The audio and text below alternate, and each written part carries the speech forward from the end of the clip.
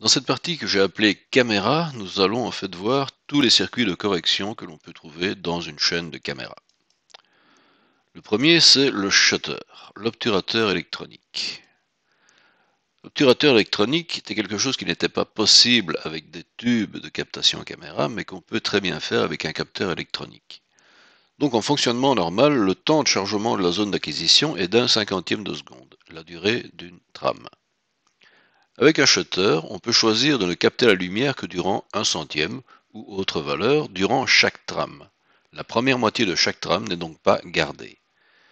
Donc, pas confondre, on n'augmente pas le nombre des trames ou le nombre des images, simplement, on va garder chaque trame moins longtemps. Donc on peut assimiler ça à un obturateur d'appareil photo, mais pour chaque trame d'un signal vidéo. Comment ça fonctionne en fait?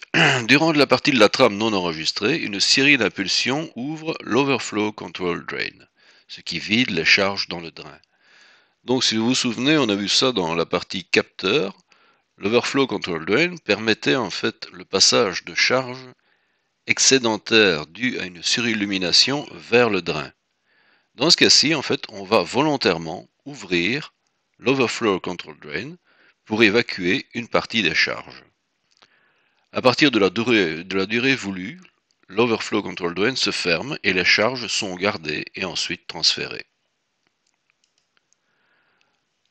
Donc si vous avez ici la durée d'une trame entre deux synchros trames. Vous avez ici en fait les impulsions d'évacuation des charges à la masse pendant la mise en action de l'obturateur. Donc on va envoyer toute une série d'impulsions à la porte Overflow Control Drain, ce qui fait qu'on va vider toutes ces charges directement dans le drain. On ne garde rien. On ne va garder que cette durée de trame. Autrement dit, votre trame qui allait de là à là, en fait, on ne va garder les charges que pendant ce temps-là. Donc ici, vous avez le schéma accumulation des charges sans obturateur, accumulation des charges avec obturateur. Donc forcément, vous avez une perte de sensibilité. L'obturateur ici est on, l'obturateur ici est off. Votre durée d'exposition sera moins longue. Quoi ça sert? Ça sert surtout sur des mouvements très rapides. C'est exactement comme avec un appareil photo. Vous faites une photo à quelque chose de rapide avec un obturateur à 1,50, mais vous aurez une image floue. Vous faites la même chose avec une exposition d'une durée 1 millième, votre image sera nette, mais vous aurez acquis moins de lumière, donc vous aurez une perte de sensibilité. Vous avez un cas particulier qui est le rolling shutter.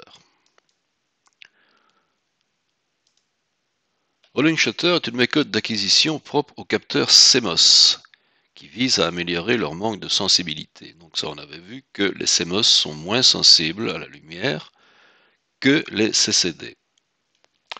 Dans le fonctionnement d'un capteur, donc, il y a deux phases, l'acquisition et le transfert des données. En mode Global Shutter, ces deux phases sont bien marquées. L'acquisition est stoppée et l'ensemble des données est transféré, ce qui laisse le capteur obturé durant le temps de transfert du contenu de l'ensemble des photodiodes. C'est le système que nous avons vu jusqu'à présent. En mode Rolling Shutter, le transfert se fait ligne par ligne, ce qui fait qu'il n'y a jamais qu'une ligne qui est obturée durant le transfert. Le temps perdu à ce transfert est ainsi réduit, les photodiodes sont exposées plus longtemps.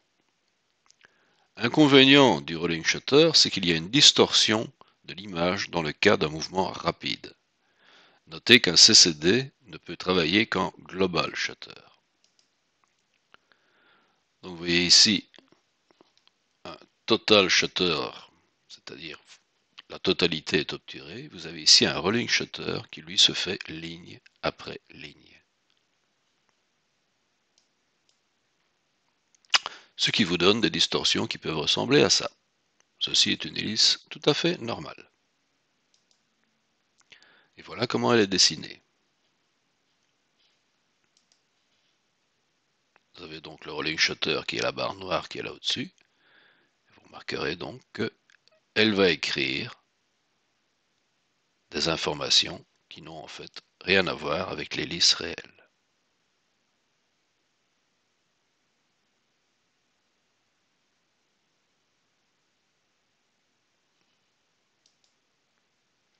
Ça peut vous donner aussi ce genre de choses.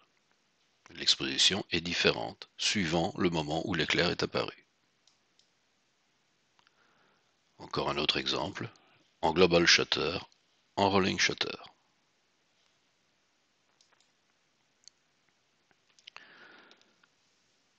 Circuit suivant, le circuit d'aliasing.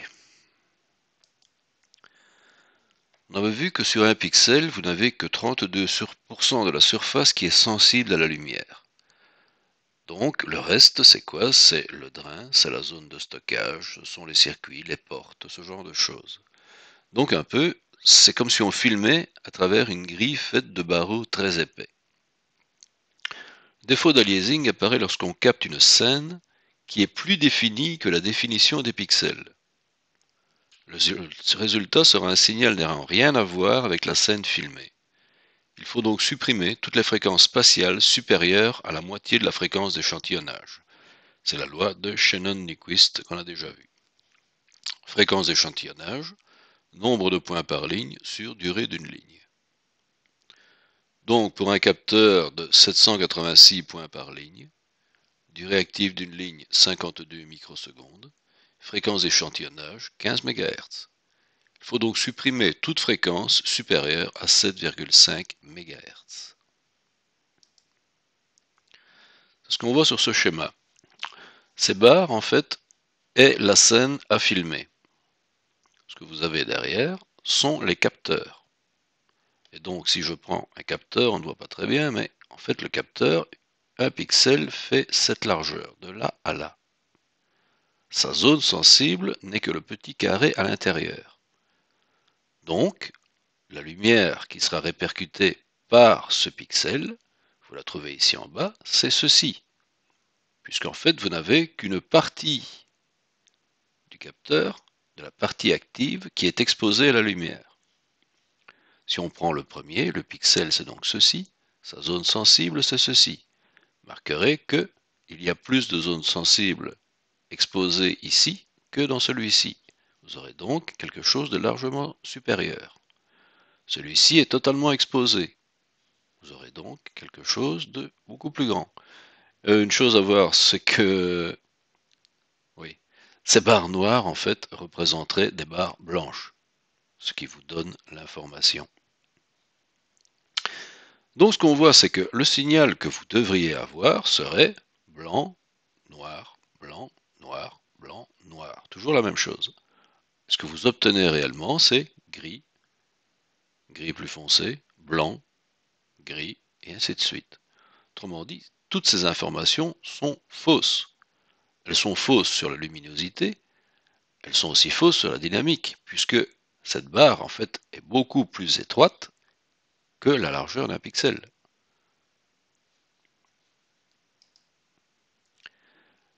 Solution pour remédier à ça, vous avez d'abord le décalage spatial. Oups. Le décalage spatial consiste à combler les zones aveugles du capteur en décalant horizontalement le capteur vert d'un demi-pixel. Donc vert, rouge, bleu. On décale le capteur vert dans les zones où les capteurs rouges et bleus ne captent pas.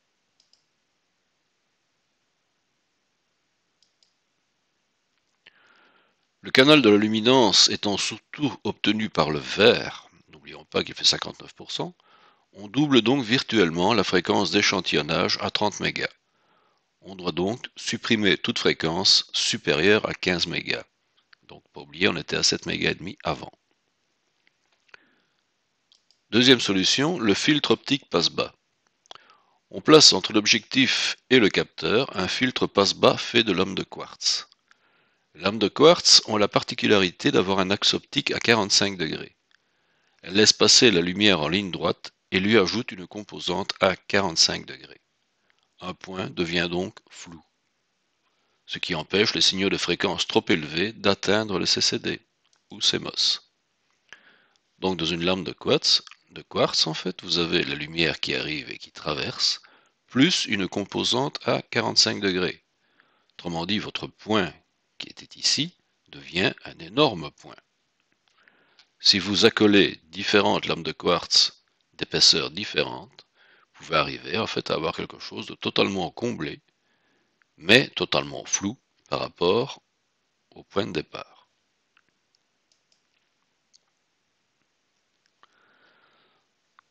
Si maintenant on travaille en monocapteur, là il est nécessaire d'avoir un filtre de Bayer pour reproduire la colorimétrie. Il faudra donc surmonter chaque photosite d'un filtre pour affecter à une couleur donnée. L'introduction d'un filtre RVB de Bayer, qu'on appelle aussi le filtre en mosaïque, conduira à une perte de définition au niveau de chaque couleur, c'est logique. Vous ne pouvez pas sur un seul pixel capter les trois couleurs, donc vous allez diviser par 3 par rapport à un capteur tri-CCD ou tri-CMOS. Le nombre de photosites sensibles au vert est 2 fois plus élevé que ceux sensibles au rouge ou au bleu, ce qui correspond à la sensibilité de l'œil. Le dématrissage permet d'abord de séparer les informations correspondant aux 3 couches de couleurs. Une étape suivante d'interpolation utilisant des algorithmes mathématiques plus ou moins élaborés permet d'affecter une valeur RVB à chaque pixel. Donc voici un capteur surmonté d'un filtre de Bayer. Et voici ce que ça va donner. Vous remarquerez que vous avez deux fois plus de pixels verts que rouges et bleus. Pour affecter en fait aux autres pixels qui ne seraient pas dans la même couleur, eh bien si on prend par exemple ce pixel qui ne prend que le bleu, le photosite mesure l'intensité du bleu, logique. Le vert est calculé par moyenne sur les 4 verts voisins. Celui-ci, celui-ci, celui-ci et celui-ci. On fait une moyenne des 4 et on a la valeur du vert pour celui-ci. Le rouge est calculé par moyenne sur les 4 rouges voisins. Celui-là, celui-là, celui-là et celui-là. Vous obtenez la valeur du rouge pour ceci. Celui-ci mesure l'intensité du vert. Le bleu est calculé par moyenne sur les 2 bleus voisins, celui-ci et celui-ci. Et celui-ci et celui-ci, par moyenne, vous donneront la valeur du rouge pour ce pixel.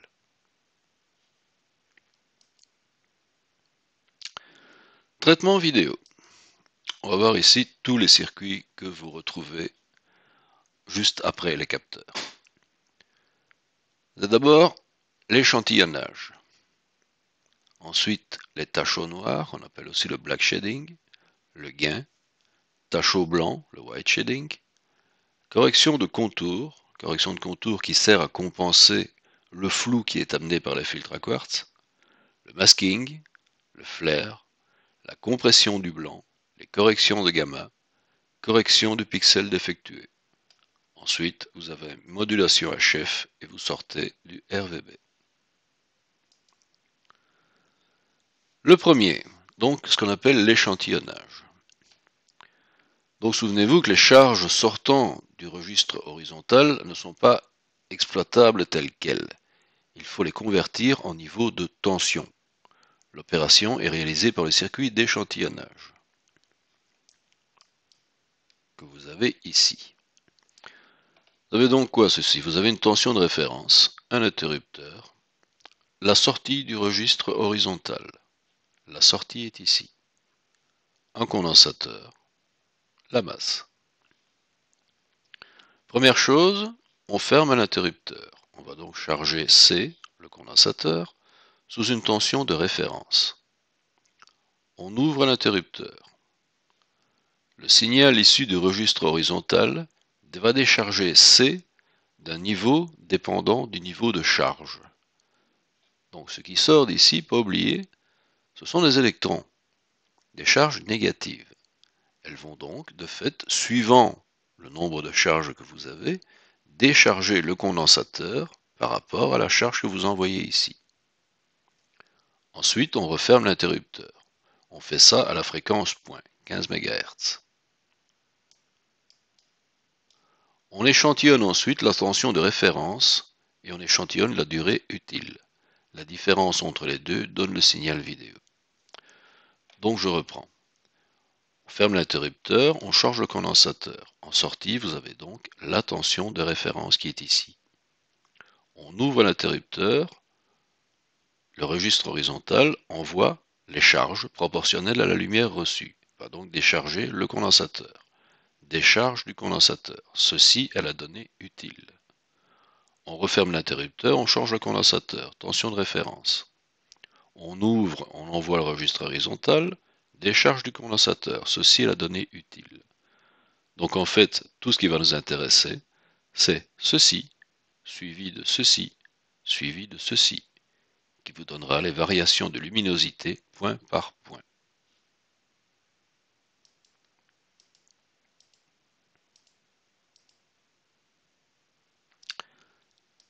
Le black shading, tache au noir.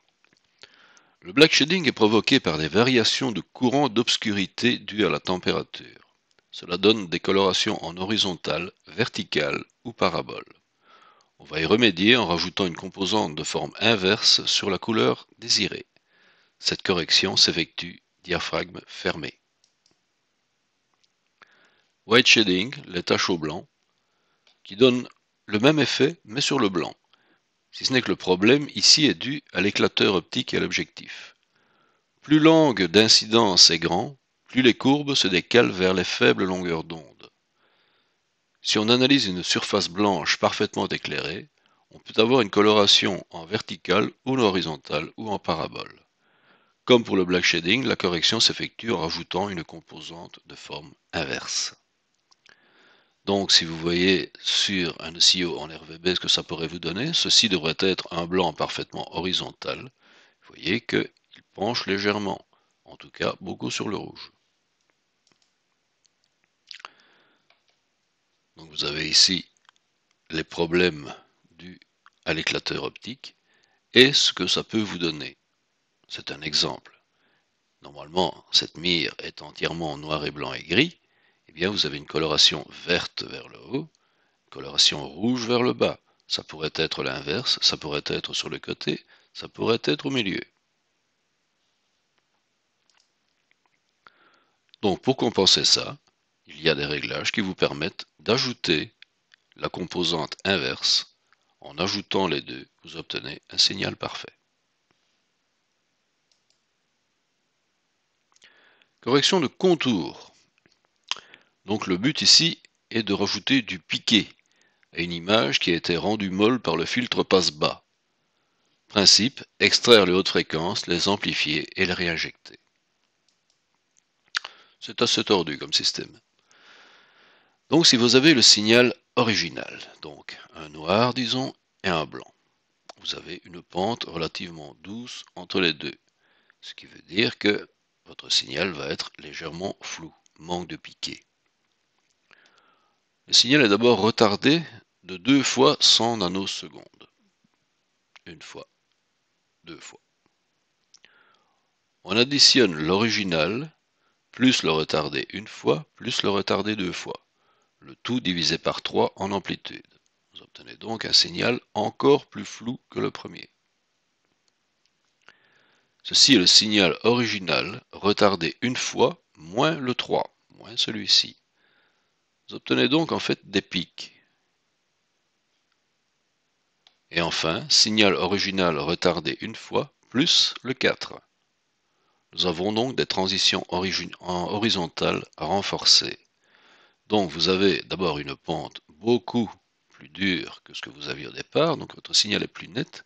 Et en plus, on rajoute, juste avant les transitions, des pics, ce qui permet de donner du piqué. La correction de flair, causée par la diffusion parasite de lumière à l'intérieur de l'objectif, plus précisément quand l'ouverture ou la focale varie. En principe, on utilise une mire blanche avec un carré de velours noir au centre. On va zoomer pour que le carré noir occupe 90% de l'image. Ce que vous avez ici. On règle le niveau de noir, on dézoome. Si le niveau de noir remonte, on rajoute une composante continue proportionnelle aux variations. On obtiendra donc un niveau de noir constant. Donc niveau de noir parfaitement quand on est en gros plan. Lorsque vous allez dézoomer, probable que votre niveau de noir devienne plus élevé. Et donc vous obtenez un gris foncé. Et donc on rajoutera une composante inverse pour que ça n'arrive plus.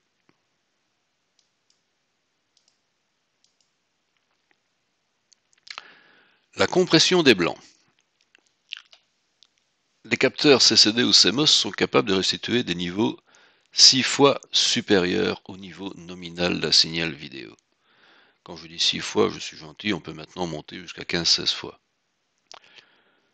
Ce qui est très bien au point de vue de la dynamique, ce qui est moins, c'est que le reste de la chaîne rabote le signal à 1 volt, d'où perte d'information.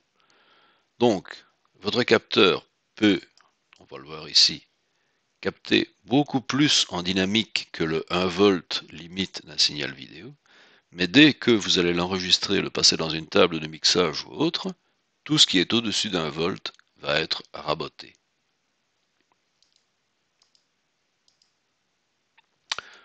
On va donc atténuer les amplitudes des zones surilluminées. Deux paramètres, le nid ou seuil, niveau à partir duquel la compression entre en action. Ici. Et le slope, la valeur de la pente. Donc au départ, votre signal plongé tranquille verticalement au-dessus d'1 volt. Ce qu'on fait, c'est qu'on va choisir un certain voltage à partir duquel on va changer la pente. Et donc toute cette partie, si on calcule à peu près, vous avez ici de là à là, ce qui nous fait de là à là, donc toute cette partie d'ici à ici était normalement surilluminée. Et donc on aurait perdu toutes ces informations. Le fait de le remettre en dessous de 1 volt fait que vous gardez ces infos. Ce qui vous donne ceci. Toute cette partie en contre-jour était normalement surilluminée, donc vous perdez toutes les infos qui se trouvaient à l'intérieur. Si vous mettez le nid on, vous récupérez tout le détail qui se trouve à contre-jour. Et enfin, la correction des pixels défectueux. Lorsqu'un CCD ou un CMOS prend de l'âge, certains pixels peuvent devenir plus sombres ou plus actifs. En tout cas, ça va se voir.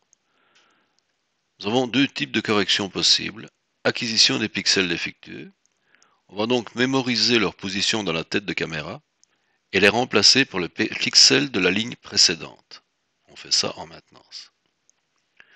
Ou alors vous avez une correction dynamique, analyse permanente de l'état des pixels, en comparaison de leur valeur avec celle de ses 8 voisins. Si des valeurs inhabituelles sont détectées, on compare avec les deux autres CCD aux mêmes coordonnées. Bon, évidemment, ça ne marche que dans le cas d'un tri CCD. Si un seul varie, on applique une correction. Si la variation apparaît dans les trois, c'est qu'il s'agit d'un détail coloré. Bonne journée!